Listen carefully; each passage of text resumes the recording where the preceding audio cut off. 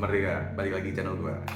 Ya, Kang Deddy Mulyadi, Gubernur Jawa Barat. Jujur aja ya, sebagai orang di luar Jawa Barat yang belum terlalu tahu track record beliau, gua sempat masa sih Kang Deddy nanti lebih baik dari Ridwan Kamil gitu kan. Tapi semakin kesini, jujur aja, gua semakin membuka mata, membuka hati bahwa ternyata Kang Deddy Mulyadi luar biasa.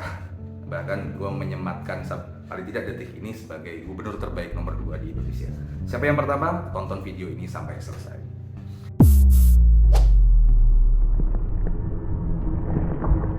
Nah, biar gue nggak dibilang buzzer, gue akan mengulas Kang Deddy ini secara objektif dan adil, baik kelebihan, kekurangan, peluang, dan ancaman yang beliau punya. Oke, kelebihan dia secara personal. Gue adalah orang yang percaya bahwa pemimpin di Indonesia harus punya 3 hal. Yang pertama, popularitas. Nah, khusus KDM ini, KDM membangun popularitasnya tentu dengan channel YouTube yang dia bangun sendiri, tidak menggunakan fasilitas-fasilitas negara dalam membangun citranya. Terus banyak tuh yang ngomong, apakah itu pencitraan, apakah itu enggak? Harus.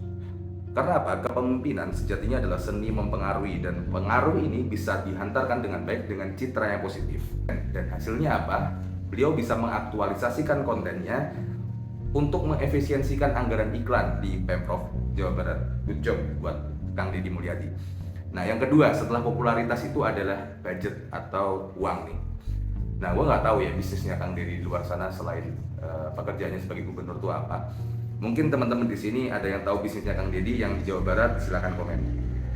Tapi yang pasti loyalitas yang ditampilkan Kang Deddy di konten-konten YouTube-nya ini membuat masyarakat yakin nih bahwa pemimpin yang memimpin mereka adalah orang yang sukses dan sudah tuntas secara finansial. Dan gue pikir oke-oke aja sih kalau ada konten bagi-bagi duit dan lain-lain, asal ya tadi bermanfaat, asas kemanfaatannya dapat.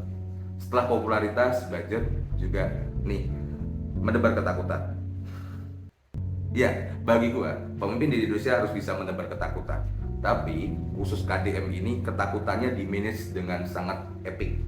Ya, kalian tahu program dia untuk mengirimkan anak-anak nakal ke barat itu menciptakan sebuah ketakutan bagi anak-anak muda, anak-anak pelajar yang bandel, kemudian jadi lebih nurut ke orang tua. Bahkan ada nih konten-konten yang menampilkan orang tua menakut-nakuti anak-anaknya dengan menampilkan videonya Kang Deddy. Nah, ini juga bagian dari manajemen ketakutan yang menurut gua keren. Karena apa? Karena pemimpin hari ini tidak lagi menebar ketakutan dengan mengancam, apalagi dengan pendayagunaan aparatur negara. Tidak. Kang Deddy Mulyadi memanage ketakutan itu dengan sesuatu yang produktif. Gua pikir orang-orang yang berdebat tentang programnya di Jawa Barat yang mengirimkan anak nakal ke barak militer, yang mengatakan itu HAM lah dan lain-lain, ingat bro, pemimpin dari kemarin, pemimpin kita banyak yang mengatakan revolusi mental. Bagi gua pribadi, ini nih programnya Kang Deddy Mulyadi ini yang baru bisa dikatakan revolusi mental.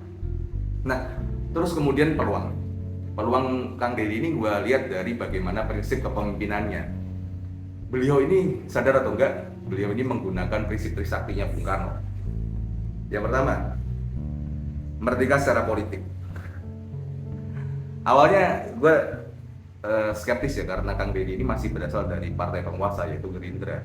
Tapi beberapa kejadian seperti saat dia sidak ke kantor DPR, beliau mendapati ada anggota DPR yang sedang bermain catur atau santai-santai. Beliau nggak tanya itu partainya apa dulu, nggak, langsung diingatkan, langsung ditegur.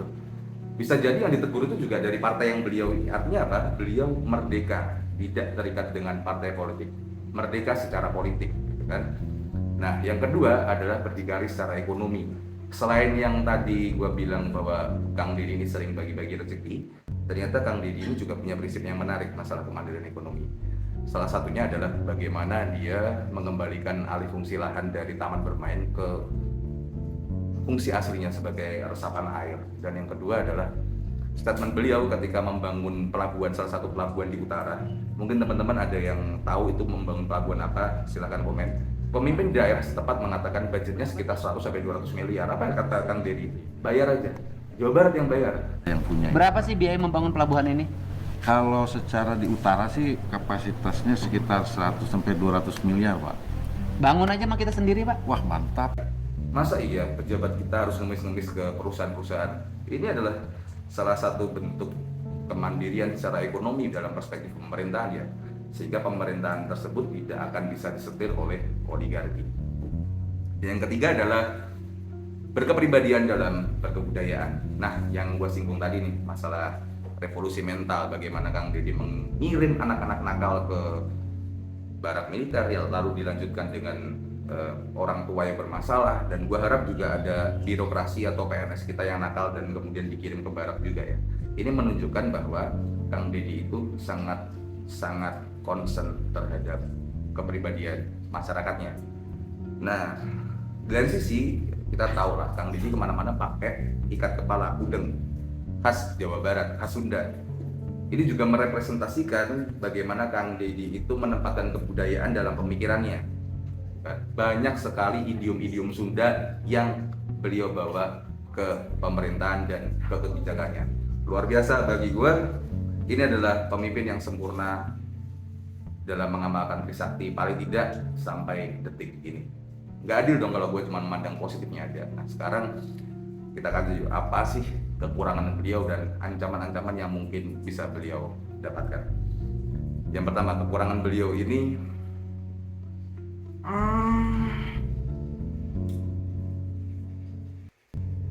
gue agak susah, jujur aja gue agak susah untuk mencari kekurangan beliau. Karena apa? Satu-satunya kekurangan beliau yang seringkali disampaikan di media sosial, yang seringkali disuarakan oleh masyarakat adalah penampilan beliau yang tidak sekeren pendahulunya Pak Ridwan Kamil. Adapun statementnya ketika beliau itu dibandingkan dengan Kang Emil yang notabene dipandang lebih modern cara berpakaian dan pemikirannya, KDM punya statement seperti ini.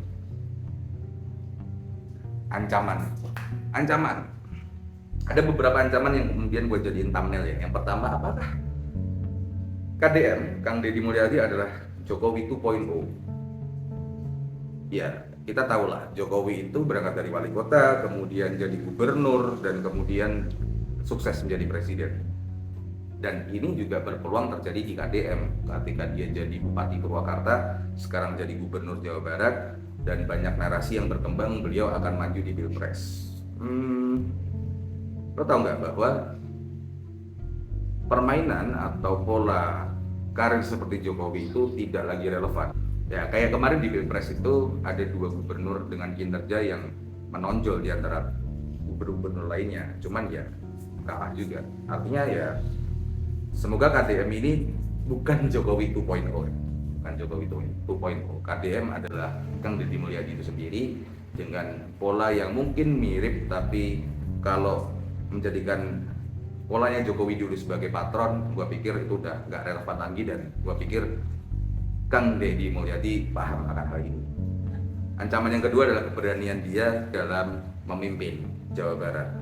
Sampai kemarin ada salah satu ormas yang ada resistensi, ada gesekan dengan Kang Deddy Mulyadi. Nah, lo tau kan semua kalau di Indonesia itu ketika kita strict, kita kenceng sebagai pemimpin itu pasti banyak aja musuhnya ya.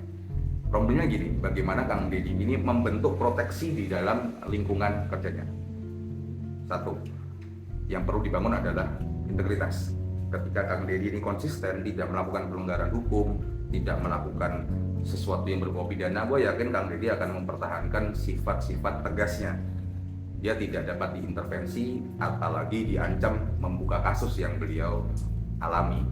Nah, ketika beliau tetap mempertahankan integritasnya sebagai pemimpin yang bersih, gue pikir ancaman-ancaman seperti premanisme maupun dari kekuatan politik yang lebih besar itu tidak akan berdampak pada kepemimpinan dan karir Kang Deddy. Ini juga menegaskan bahwa karir Kang Deddy selama beliau tetap memegang integritasnya, karirnya akan terus berlanjut dan tidak buntu. Karena banyak sekali kemarin ketika di Pilpres, banyak kepala daerah yang disandera dengan kasusnya yang kemudian memilih salah satu paslon. Nah, gue nggak sebut siapa ya.